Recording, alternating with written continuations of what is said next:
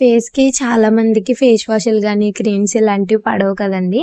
అలాంటి వాళ్ళు ఇది ట్రై చేయండి. మాకసలు ఏవి పడవు అనుకునే వాళ్ళు ఇది నేచురల్‌గా మీకు పడతాయనుకున్న వాళ్ళు ఒక గ్లాస్‌లో సగం బియ్యము, సగం శనగపప్పు, సగం పెసలు వీలైతే ఆరెంజ్ పెటల్స్ కానీ, రోజ్ పెటల్స్ కానీ మీ దగ్గర ఏం అవైలబుల్‌గా ఉంటే అవన్నీ తీసుకొని ఏపేయండి.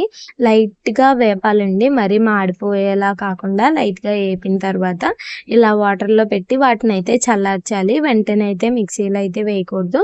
మనకి ఇవన్నీ లేవు అంటే జస్ట్ మనం ఓన్లీ 3 ఇంగ్రీడియెంట్స్ బియ్యం, శనగపప్పు, పెసలు ఈ 3 మాత్రమే వేసి కూడా మనం ఇలా లైట్‌గా ఫ్రై చేయాలండి. ఒకవేళ ఎండుంటే ఎండలో అయినా పెట్టుకోవచ్చు. ఇప్పటికిప్పుడంటే ఎండలో అయితే రావట్లేదని చెప్పేసి సరిగ్గా కుదరట్లేదు పెట్టడానికని నేనైతే లైట్‌గా ఫ్రై చేశాను. తర్వాత నా దగ్గరైతే ఆరెంజ్ పీల్‌వి ఉంటే అవైతే కట్ చేసేసి లైట్‌గా వేసానండి.